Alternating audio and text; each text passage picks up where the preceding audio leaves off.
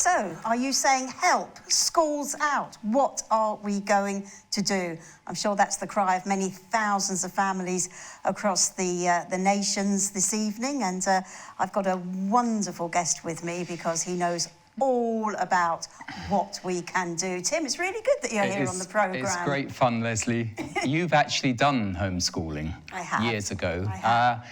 It's interesting because the government have ploughed so much money into all of these big sort of academy programmes and larger and larger classrooms and all sorts of spending and regulations, and Ofsted have been saying this is the quality standard and you've got to have exams and all of this, and now the whole lot has just collapsed. Well, it's so interesting that, you know, sort of, it seems that the governments of this world seem to be going to lengths to ban homeschooling, looking for every opportunity to ban it. And now they're saying, thou shalt not send their children to school. Your children have to stay at home with you. Talk about reverse the tables. I know, and a great opportunity for Christian parents. Yes. So they literally have a golden opportunity to get to grips again with how their kids are being educated. Because many of them have just been very busy in work, paying the mortgage, getting the pension, all of that, and left the state to control their kids' education, which I think we all agree is not ideal. Absolutely. Because it's become aggressively secular. Well, I can remember when you spoke at the opening. Well, it wasn't actually the opening. Maybe I'm being prophetic there. At the dedication. But at least we had a building. Yes. And we set up. Yes. Yeah, at the dedication of our Revelation International Centre. And, you know, you really did give a very, very good speech. In fact, I think we might even be able to go to part of it. But you actually mentioned education towards the end of that. Do we have it here, guys? And certainly, certainly they're spooling it on now. But I think the point, it was all along the points of schools now are not allowed to teach creation. Now, when you and I grew up, you know, we had the Lord's Prayer, assembly, you know, and at least an acknowledgement that, you know, God's created us, even if you didn't go into all the details of it. But today, most funded schools by the state have a clause in there to say you must not teach the hypothesis of creation. I mean, as well as being a homeschool mum, I dipped in and out of it over many years. I was also a school teacher for several years. And certainly when I was teaching, we taught creation and we taught evolution. And we used to say, some people believe this and some people believe that. And that was part of our curriculum of that time. But let's go over to the Revelation International Centre. If I can bear to watch it. We wrestle not against flesh and blood. And the building of this temple to God is not like the BBC, a temple of the arts, where they professed to be sowing good seed, where they professed to be standing up for what is good and holy and upright and righteous. How the BBC has betrayed us. It's betrayed the license fee payers. It's betrayed the world. It's betrayed this founding vision. No, we are here to build a holy temple up to God, a church without walls. There's no walls of division between us, neither Jew nor Greek, male nor female. In Christ, we are all one. But we do believe in boundaries. God has set the boundaries of our habitation that we might seek him because he's not far away. Don't be deceived by those who say that there should be no boundaries to morality, who say that in schools should be a neutral education for children. There's no such thing. They are being injected with anti-God philosophy. They're being taught at a young age to confuse their own gender, their own identity. They're being forbidden to talk about God, the Creator. Darwinism is the root of all the evil we see today. Read the second half of Romans 1, the 3 stages of depravity that start with denial of the Creator. We want to bring God, the Creator, back into our lives, back into the lives of our children, back into the lives of our churches, back into the lives of our nation. This precious stone set in a silver sea that serves it in the office of a wall We believe in barriers to evil. We're a church without walls. We face out... Really interesting. I got carried away. It was unscripted. But I believe really strongly, and especially now with this crisis, we can actually I mean, we don't know when the Lord's returning, but while it is day, let's get on with rebuilding our families and our communities on the right foundation. And, you know, I'm hearing such, I mean, there's a lot of jokes around on all the WhatsApp groups and such things with, you know, all the mums and dads and grandparents and things, especially regarding the children. But what there's, I mean, I know we're only 3 days into this, but generally people are saying, do you know, I like it. I like it. It's not frantic in the house, you know, and we're getting on with it. Yeah. I mean, our grandchild in Spain, he's, oh gosh, he's a good couple of weeks into this homeschooling. He's actually linked to his school, so he has to get online, and his own teacher is teaching him. Good. But my daughter said it's so much calmer in the house. Should we be making lemon drizzle cake this afternoon? Yes. Usually, by the time they get home from school, they're exhausted, and then there's the homework, and you're trying to cook dinner, and it's boom, boom, boom, boom, boom. Exactly. Yeah. Like the homework's a nightmare. You're so really is. pressurised. Yeah. And then Sunday, you know, church, everything's pressurised. But most people think, oh, well, as long as we're doing Sunday school, you know, we're keeping the kids in the faith. But I think when you've got 5 days of school, indoctrination, it's not good. Absolutely. You're fighting against it the whole time. But it's almost as if parents are having a forced taster of it. Yes. I mean, you know, we've got this Joe Wicks, the body coach, you know, and he has become the nation's PE teacher. Yeah. And at 9 o'clock every morning, he had 900,000 children logged on. Amazing. And they did PE with him. Amazing. And the parents are saying, you know, we like it. Yeah. We like watching what our children are doing. Yeah, brilliant. Yeah, so I think we're going to be talking to some folks who are doing homeschooling, and they, for them, it's just a routine that they're already into. But yeah, PE that's really good going if you can keep the exercises going. But most kids, it can't just be online iPhone type stuff. That you want them to be stimulated in their subject areas. Absolutely.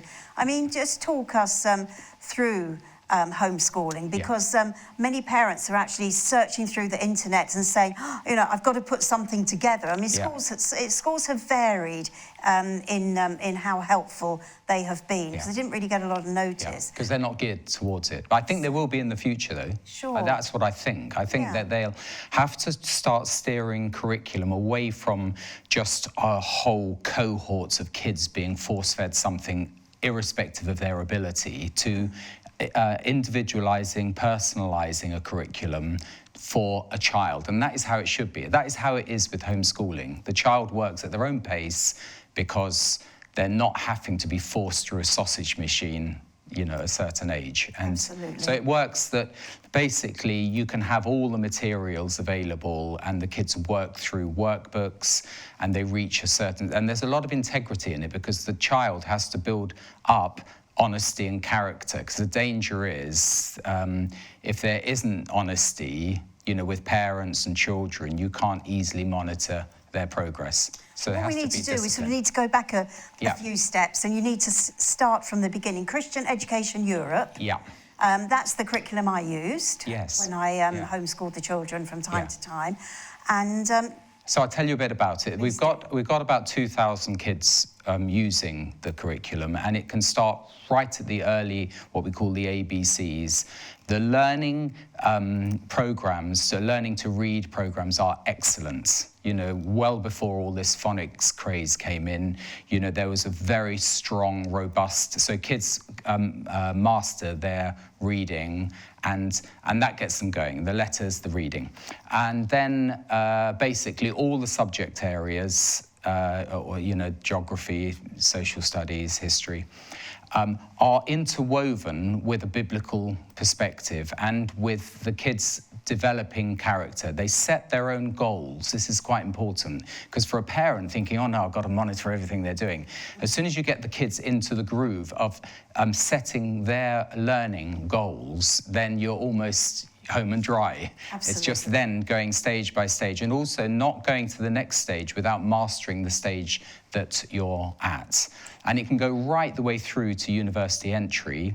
Of course, some want to leave earlier and go into a job and do other things, but the system is there with about 1,000 workbooks that kids can work through, and also linking to great Christian books which have workbooks that go alongside them. So all the famous ones that we would know about, Treasures in the Snow, Patricia St. John, and all the great Christian stories of the missionaries, they're in the programme. Absolutely. But the thing is, a lot of people have sort of said, I don't know if I would have the courage. I don't know whether I would dare take my child out of school and give it a go. But you've kind of had it at the back of your mind, or you felt that God is prompting you to do it. Well, now's the time. I mean, if people started using this Christian homeschooling curriculum, and then they decided that once the schools go back, I don't think the schools go back till September, but that's me. I might be wrong. I think it's likely that's what will happen. Yeah. Basically, they can dip in, they can fill in areas. Maybe there's an area where the kids need to brush up in their maths, that they can pick the workbooks off the shelf. We recommend that they go through. You can do an online diagnostic test. So from home, the parents and the child can work through to say what level are they at, and they may be slightly less than their age, and might be above their age, and they can get the workbooks that suits them. And of course, you can sign up for a monthly subscription and get all the support that there is with that, or you can just go online and do it. I mean, my email address is tim.vince@christian.education. That says everything about what. So people can email me. I might get a lot of emails. You might need to send that to the office. They might be asking That's at it. the And then the other thing is office. the website is www.christian.education. And that's it. Okay, www.christian.education. If you're listening to this and you think, wow, this might suit our family, maybe you are grandparents who are young at heart and you have little ones and you take care of those children during the day. Maybe that's something that you'd like to embark on, or maybe you'd like to just dip your toes in, and if you don't like it, well, then that's fine as well. But if you have any questions and you're not quite sure about things, Tim will certainly be here to help you, because it's absolutely fascinating. And I don't think it's any coincidence, to be honest, that God has put our children back in the homes where they belong. I'm not saying that God instigated coronavirus. Absolutely not saying that. But all things work for the good. And we know that kids grow up into adults and they have to make an adult decision to follow the Lord. So we're not saying this is the guaranteed way, to sort of shoehorn your kids into the Christian faith. But do you remember Sylvia Baker? She's been on Rev TV a few times. Now, she has done a research at Warwick University on the outcomes of kids who have gone through Christian education and those who have gone through secular and gone to church and all the rest of it. The retention of kids who actually go through from all the way through their schooling with a Christian worldview of God, the Creator, and the Christian morals have a much stronger retention in the Christian faith. It's obvious, really. Absolutely. So I believe in it. And I think you train a child up in the way you should go, and they don't depart from it. But the thing is also, if people also have friends who are really looking for a curriculum that their children can follow step by step during this time. I mean, you don't have to be a Christian to enjoy the curriculum. That's you right. really don't. No, it's good, right. Solid. It's morals, isn't it? It's wholesome. And it's wholesome. Great, true stories as well. It's that wholesome. The children are learning I think about. what is really interesting is with this whole school gates campaign, the protests over the relationships and sex education, the Muslims, Jewish folk and Christians are all recognising, look, this militant secularism is a threat to them all.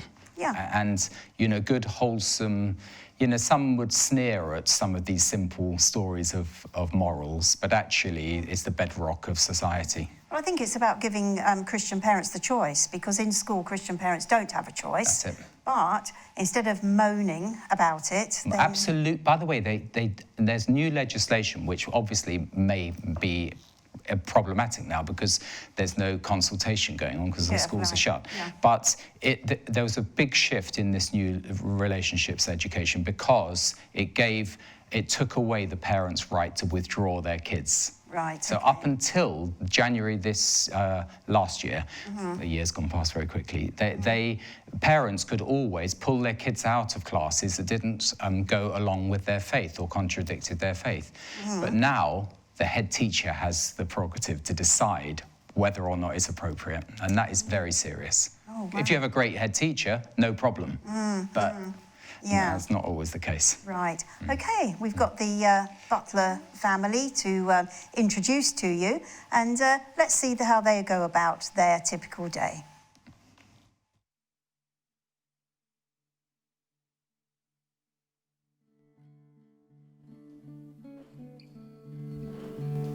We're childhood sweethearts, if you like. We met really young through church, got married, and Noah came along straight away. He's our oldest. We had Levi and Ezra, and then we had a bit of a gap, and I admit to you, I was desperate for a little girl. So Eden's a year old, she was a year. Growing up, you always felt that all these homeschooling families, and I know I'm generalising, were maybe a little bit different, if you understand what I'm saying. But as we grew up and matured, you could see that actually the differences in the children were actually something that you would desire for your own children. I think when we've been praying about doing homeschooling for a while, and I know about a year previous, I was definitely, there's no way I'm going to homeschool. I couldn't do it. I've always said that I couldn't do it. I haven't got the patience to do that with the boys. I was exposed to homeschooling quite a bit, a number of times, like the materials and everything, and I kind of thought, oh yeah, that's nice, but didn't do anything about it. And I think it took that kind of year of praying what we should do and visiting Christian schools and talking to different people that actually I just really felt that God was changing my heart about it and thinking, yeah, this is right for the family. It's so amazing to have schooling that is completely underpinned with scripture and God, that you can bring that into everyday life. And definitely I think for me it was just a change of heart and a peace that this was the right path for us to take. And one of the verses that when I was reading through the material before we made the final decision, the verse that comes up about training your child in the way he should go, that kept coming up as well. So my middle son Levi, he was reading a book and that was one of the verses, and he was like, look mummy, there's that verse. And so different things, like definitely that like God was speaking and just changing my heart. So obviously you bring your family in to your own home, and it's just you guys, which is obviously the way that the Lord intended it, where God intended families to be together. That is a massive testimony.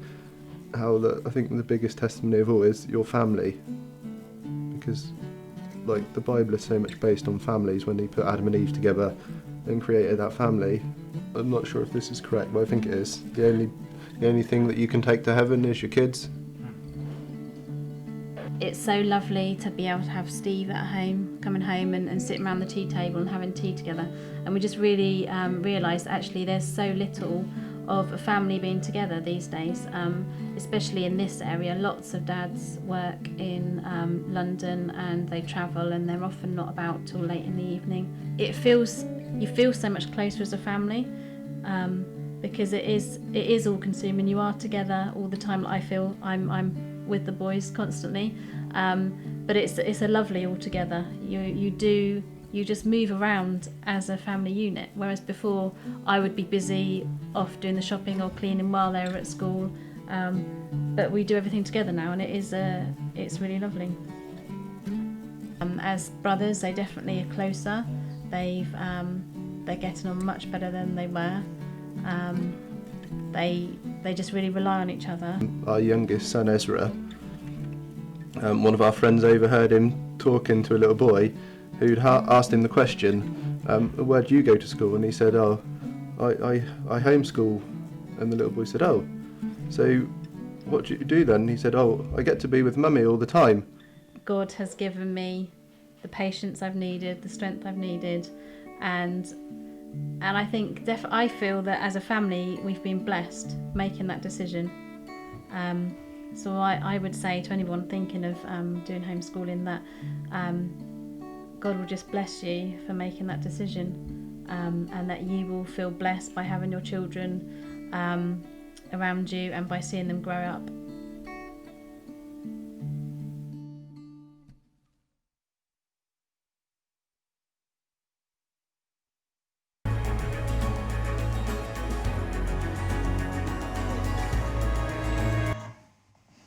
Okay, I mean, that's sort of a little outline there. You know, sometimes in our household it was a bit more chaotic than that. It didn't always go smoothly. But you had 10 foster kids. We did, we had a lot of children. But the other thing was that sometimes we would say, actually, you know, we're not going to do school today. Yeah. And other times we'd say, well, let's do school from Tuesday to Saturday this week. Excellent. Because it suits us better. And there was just the flexibility there. And that's also what we're hearing from people who are homeschooling at the moment. What are you doing to keep your children occupied? Are you enjoying it? Are you grandparents? Are you hearing about what's going on in your grandchildren's homes? Are they enjoying being home? Has life become less frantic? Is life very, very different? We're going to speak to somebody now who's been homeschooling for some time, and I'm sure she'll tell us just how it should be done. Hope, are you there? I'm here, Lesley. How are you? Hi, Hope. It's good to hear your Hello, voice. Tim. It's good to see Likewise. you as well. Great picture. Thank you. I heard we have our sort of summer camps with all the homeschool families coming together. And God willing, we can carry on doing that with the corona thing going on. But Hope, I heard you gave a great testimony at the last camp that we, or the last one but one. So when it was suggested that we'd do this program and ask someone, I thought, let's ask Hope how she gets on. But you also do a little cooperative with others, don't you? You help others in the area. Yes, we have a group that we've been running in Kent. So, yes, with the current situation, obviously, we have to see how it will proceed going forth. But we do intend, by God's grace, to carry on with it. Yeah. Because we do have a number of families that are now rooted and really believe in what we're doing, and we're encouraging each other. Right, Leslie's definitely got some questions for you. So. Yeah, just tell us about your family, Hope, because one of the things that people say is I couldn't possibly homeschool my children because I've got a 4-year-old, a 9-year-old and a 12-year-old. It's very doable. In our case, when we started with the oldest one, as the other ones sort of start to homeschool, they see that as the way it's done. So they're picking up from the older one, you know, in terms of, okay, this is how we set goals, this is how we behave. And so by the time we got to the third one, the youngest, we haven't had any behavioral issues or anything to worry about. So it is possible, particularly with the ACE education, because everything is structured and they provide support. And there's ways of doing it. You can link with other families. And, yeah, so there's a way around doing everything. I mean, the thing I like about this curriculum is the fact that obviously parents have to be involved. Of course they do. I mean, in the way that teachers have to be involved in school, parents also have to be involved when the children get home. But it's very, very clearly set out, isn't it? I mean, when we homeschooled our youngest daughter for a couple of years, you know, we kind of aimed that from each subject she would do 4 or 5 pages per day. And so she knew what was expected of her for the day. And obviously we had to keep an eye on what was going on, but a lot of it she was just able to get on with by reading the instructions and then acting upon it. That is one beautiful area about the ACE curriculum, because they are able to set goals and, you know, they are accountable for the work they're setting out, because they're basically saying, I am doing pages 1 to 3 in maths, I've written it down in blue pen, meaning I can't rub it out. And when it's all been completed at the end of the day, I, as supervisor, come with my green pen, verify that everything's been done, and then sign it off with the green pen. The other thing I was going to say, Hope, was it must be very beneficial to you that once the children go to bed, that you don't have to spend the whole evening prepping for their next school day. You can say that 1,000 times, Lesley, because when we started off, we were not using the ACE curriculum, and it was really difficult to do all the planning, finding things online, and, that was really hard, especially as the children grew older and, then they had more needs, especially the senior students, that you can't always find things to put together and actually know what to put together. So yes, I definitely agree. The planning is taken out of things, and all you have to do is just supervise them as they do their work. Exactly. How old are your children? So the eldest just turned 17. She's on the intermediate. That's a and by God's certificate. grace. Yeah, that's a certificate. So people would need to know that there are certificates kids get at the general level, which is like GCSE level, intermediate, and then the advanced, which is A level. Sorry, just interrupting. Yeah. That's right. So yes, she's already planning towards going to university next year. Excellent. And then we have a 14-year-old. He's on the general. Which is, as Tim said, is like equivalent to Cambridge O-level. Yeah. And then we have the youngest, who's just turned 12. She's on level 7, which is just below the ICCE, or the senior student curriculum. Yeah, which is the certificate, yeah. Hope, it's an obvious question, but why wouldn't you send your kids to a secular state school? I think I would have to find the short answer to that, because I am more than convinced that we have not made a mistake by educating our children using a Christian curriculum. One of the problems that we find with secular education is that it's exactly what it says on the tin. It is teaching our children things which do not agree with our Christian views. And then it forms a worldview which then impacts how they behave. And then it's no wonder that by the time they get to university, 80% of them finish university as non-Christians. Yeah, that's the problem. Hope, it's really good to speak to you, and thank you so much for joining us this evening. And we do appreciate you giving us an account of homeschooling 3 children, and obviously they're 2 of them coming more to the end of their education now, and you've obviously done a great job. Well done. Thank you, Hope. Thank you so much. Bless you. God bless you. God bless for all you. you're doing. God bless you. And your family, and stay safe. Okay, will do. You too. Thank you. Okay, I've got some emails and texts coming in. I've got one here from Dawn who says, Dear Tim and Lesley, I've seen that the school book list has books with monsters, witches, etc.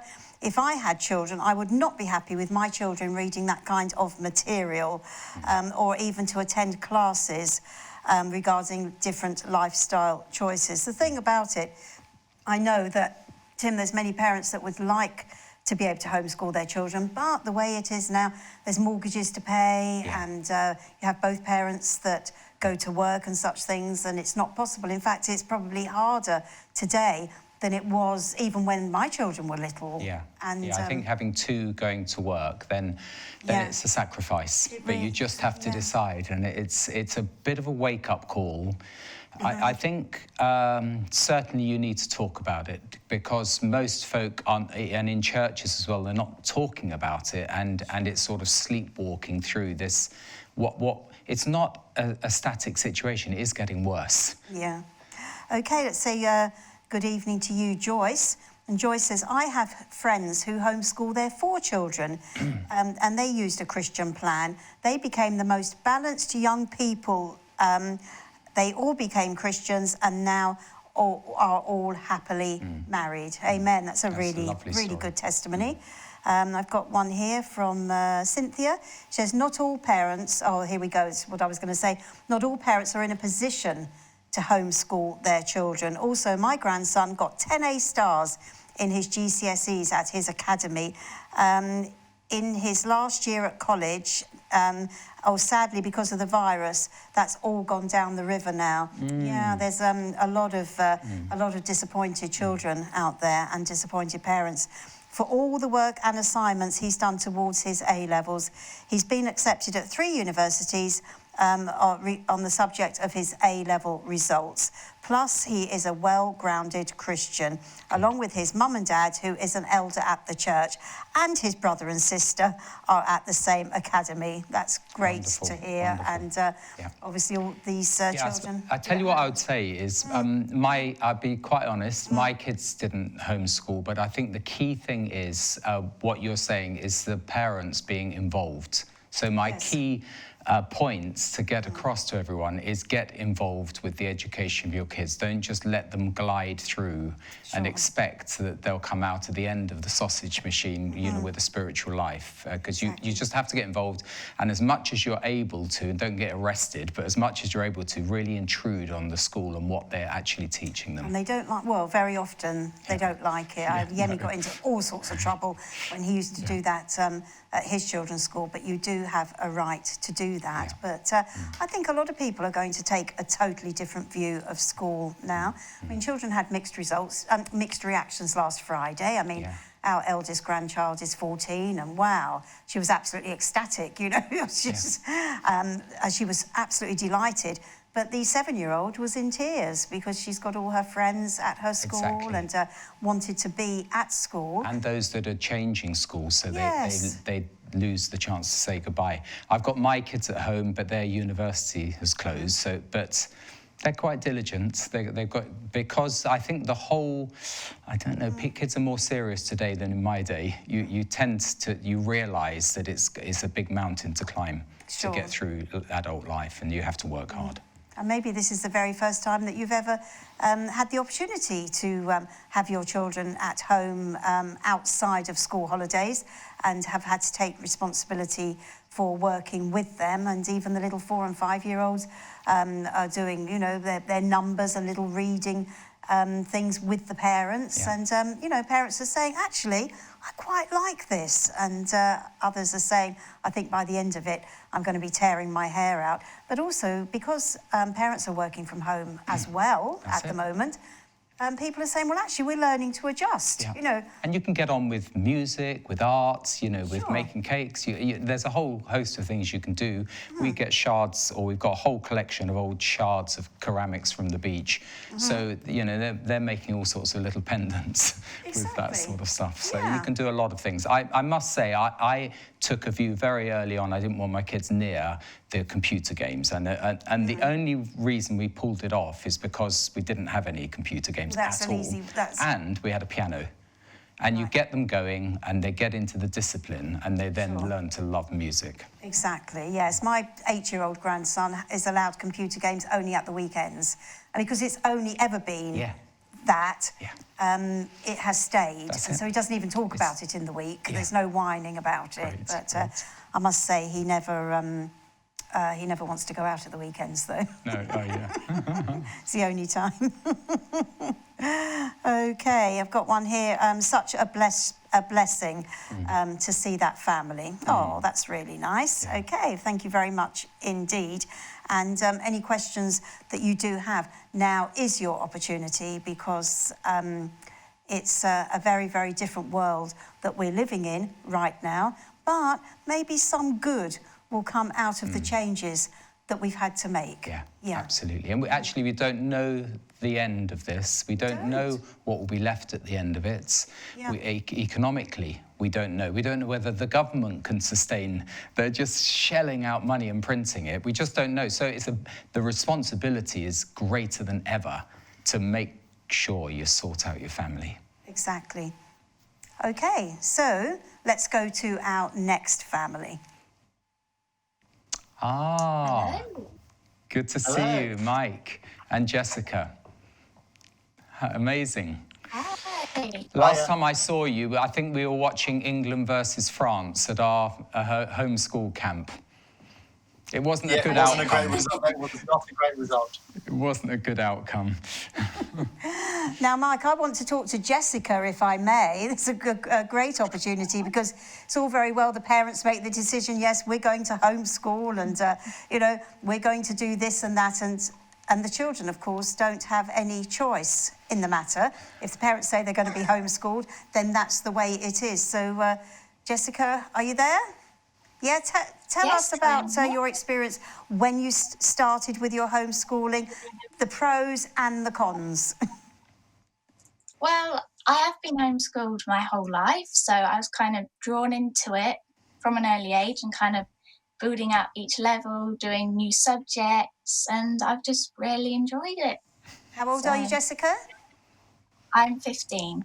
Okay. Now, one of the things that people always say, and you've probably heard it 1,000 times, and you'll hear it again from me, Jessica, is, are you... Well, we're all isolated at the moment, but are you a child that's isolated? You've been homeschooled, therefore it will be presumed that you don't have any friends. Okay. Yes, so we go to various camps and I have many friends. Some live quite close, so I can meet up with like on a monthly basis or sometimes different weeks I'll see different friends. And yeah, I FaceTime my friends, so I have You can say many hi to them friends. now. They'll be watching. Hi to anyone who's watching. Excellent. We'll wait for the emails to come in. Absolutely. So, Jessica, obviously the fact that you've never been in school, you're not going to be able to make comparisons for me. But just tell me a little bit about your typical day, because I mean, if you went to school, you'd be involved in team sports and cookery lessons and science labs and such things. And life's obviously a little bit different for you. So yes, I'll normally start my schoolwork by about 9 o'clock in the morning and go through my different things that I have on in that day, so science or maths, and have a few like 10-minute breaks in between, and then we'll have lunch, and then I'll finish off anything else I have to do in the afternoon. And then in the evening, I usually have some clubs or activities to go to. So I do netball. I am quite involved in netball. And I also go to my music lessons. And so, yes, I do a lot of sports. And so I get to see people and socialise with them quite often. Like every night I have a club or sports or something else to go to. So it's very full on and I've always got something to do. We're like most parents. We're just a taxi service to our children, really. Yeah, but you look very healthy, so I'm sure you do get out.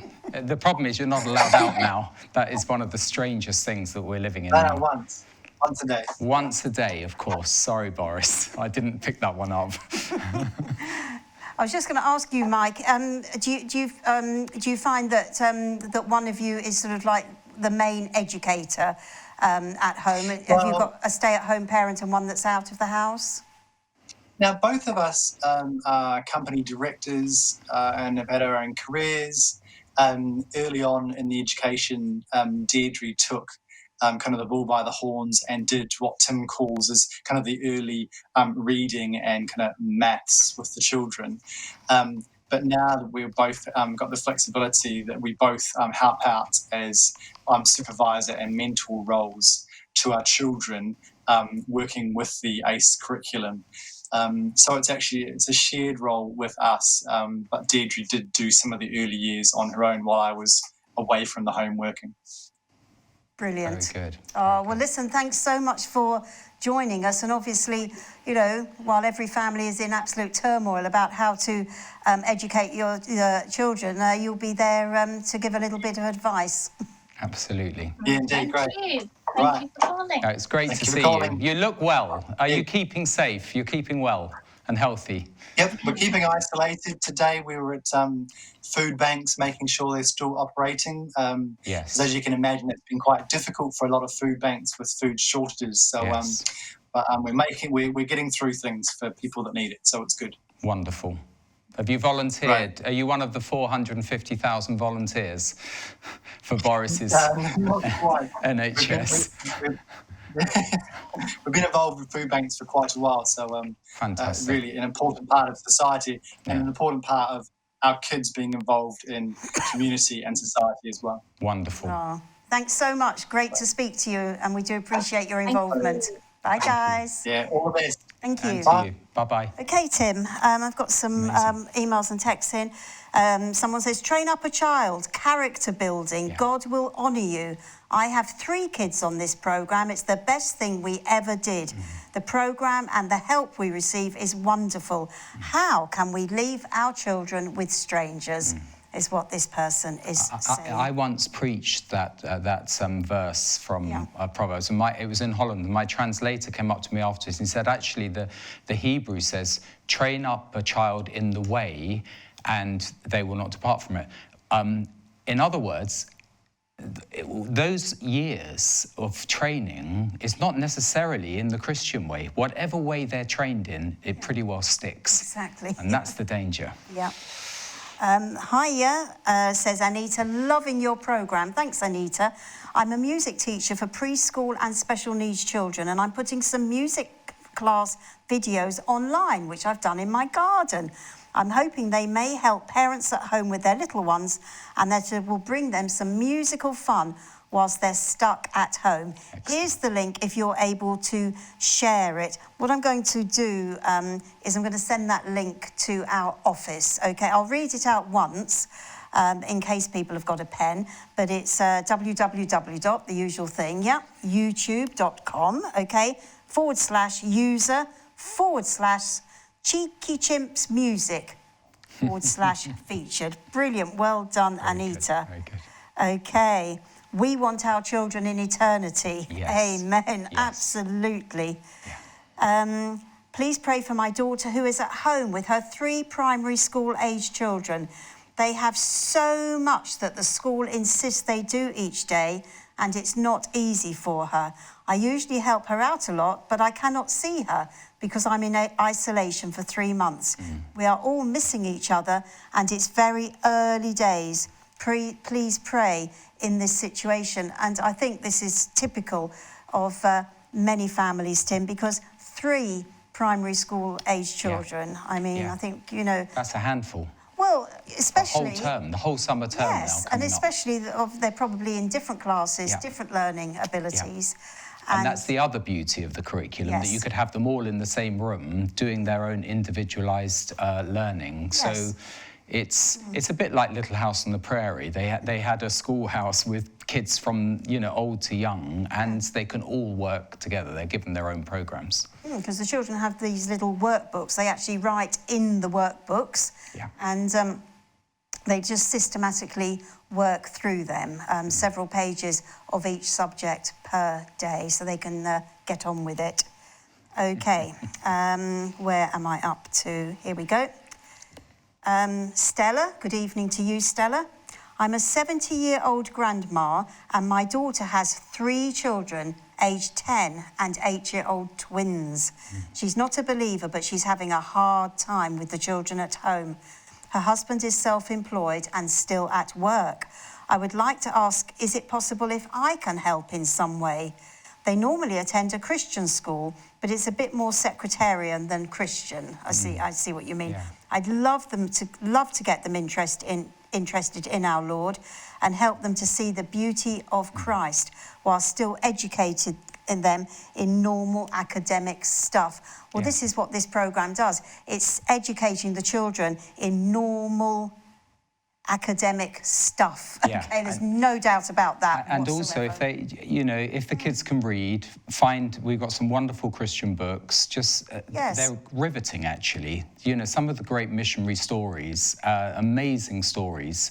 Get them involved in that. If they want to, they can have a workbook and work through them in more detail. Sure. But just read the stuff. It will help them spiritually. Absolutely, yes. So what I would say, Stella, get in touch with Christian Education Europe. We don't have a telephone number there for them, do we? No, but normally people can go online, and they can find the telephone number Stella's on the got screen. an email address, Yeah, so she'll be able to get online. Yeah, So, great. maybe you can buy them a few workbooks and keep them busy. There's help. There's definitely help out there. Yeah. Absolutely, that's right. And as we said at the beginning of the programme, it's not something that you have to decide, that's it, we are going to home educate our children, we shall wait for September, and on September the 4th we shall start. It doesn't work like that at all. Give them a boost. Give them a boost. Yes. You can just look at it in that way. Yes. Just literally get something that you may know that, they're struggling a bit with their maths, or they're struggling a bit with their, English or something, and you can throw them some workbooks. Absolutely. Okay. Well, we do have another family that we're going to feature. Great. The Smiths, There you go. I think, yeah. So it's a clip like the Butlers, and it was an American, videographer or whatever you call them, who came over and did these two wonderful clips with the family, spent time with them. I think this is another good story.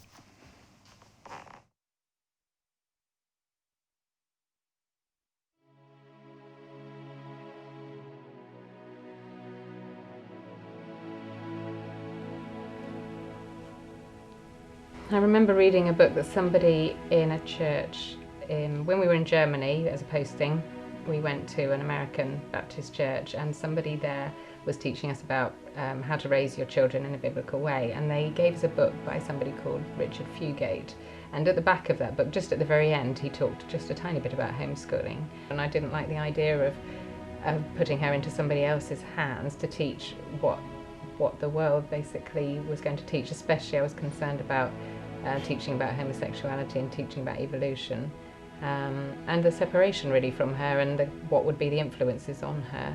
Much prefer them to be at home than being in a school where we can't see what they're being taught. They mature as they are at home, being home educated, and they say what lovely children you have, and they're well behaved. But of course, they're not always well behaved because we live in this fleshly body, don't we? So, but we do get a lot of positive comments from people. I do believe that we are accountable to God for the way that we raise our children. I think it's worth homeschooling to have the godly training of our children, to be able to talk about the Lord with them in the daytime, and to have a godly influence upon them rather than an ungodly influence, to give them the Lord's view on things rather than the world's view, to have that open relationship with our children so that they know what we're like, they know, they see us as we are, and we can be close and talk to them about just life, everything. All of a sudden their child's gone, from the house, and they're not going to see them possibly until 4 o'clock maybe, later maybe. And if Emma's married, if the Lord wants her to get married and she has children, then I would want to see her homeschooling as well. So it can be a generational thing as well. It can affect the next generation, I would say, see what relationship you can have with your children if you're at home with them all the time, and then compare that to what you would have if you were just seeing them before they left for school, and then when they got home in the evening and they were tired. And I was in the army for 22 years. I was trained to be a soldier, and I had to go through that training.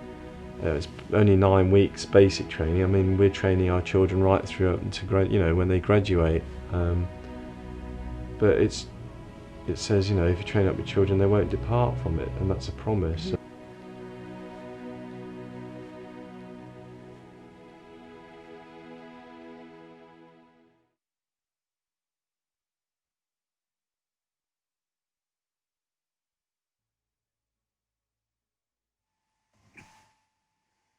So what we're really showing you this evening is there is a choice.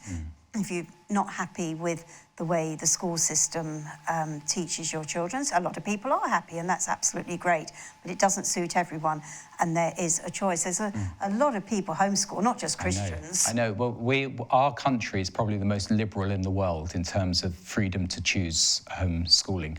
More difficult once you've enrolled in a school to then, unenroll. But even Bill Gates is saying, look, education should be personalised, and that it shouldn't be just cohorts. And of course, they want them to use technology. So Bill Gates and Facebook, they're wanting to encourage it. But there are 60,000, I think, around 60,000 homeschoolers in Britain, which is a lot. Yeah. And probably only 3,000 or 4,000 are Christian.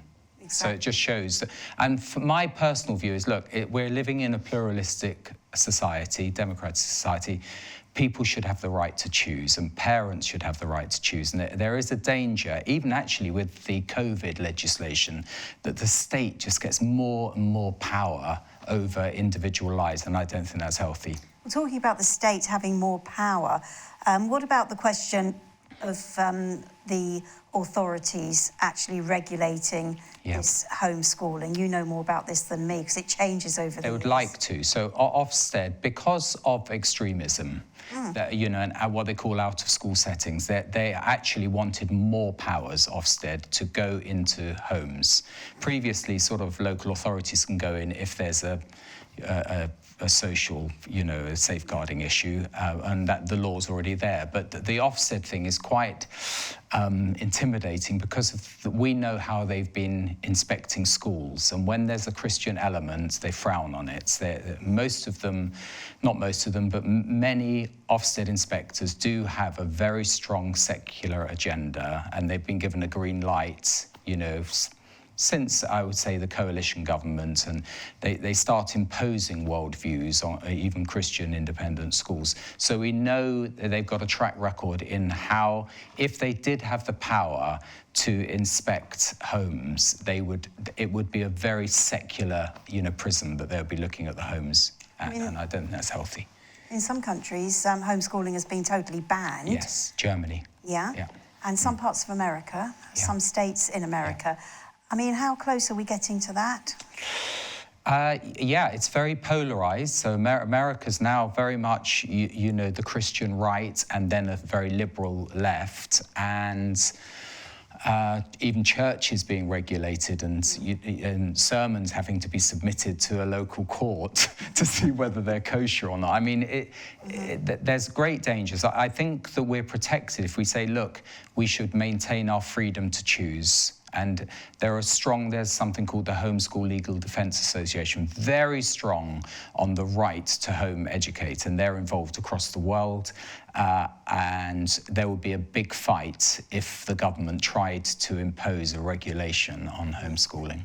I wouldn't be surprised that in one way or another, that maybe more older children will be looking at alternatives because of this lockdown. That's the whole thing. Yeah, exactly. I mean, parents are going online. They don't know where to go. They're downloading material online. Yeah. But there's also virtual schools that have been set up as well.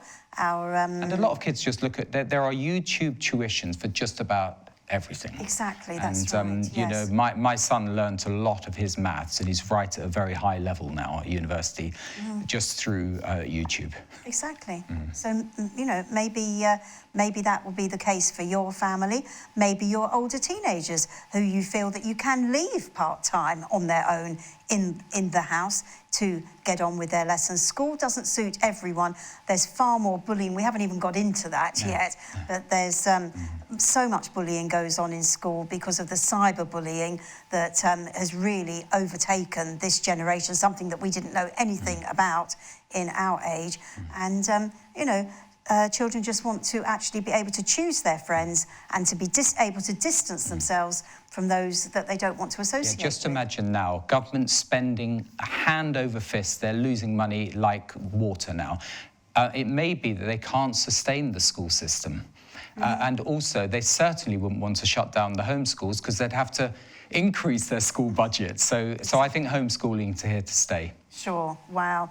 Okay. Well, it's been really, really interesting. I'm always interested in homeschooling, and be very, very interesting to really see how you will react once the government do say that we can send our children back to school. But that could easily be September. We don't even know if it can be September. No. Tim, thanks very much for joining me on this programme. Really good to have you. And thanks very much for watching, and we will see you very soon. God bless. And it's Our Mornings Tomorrow, you and Simon. Yeah.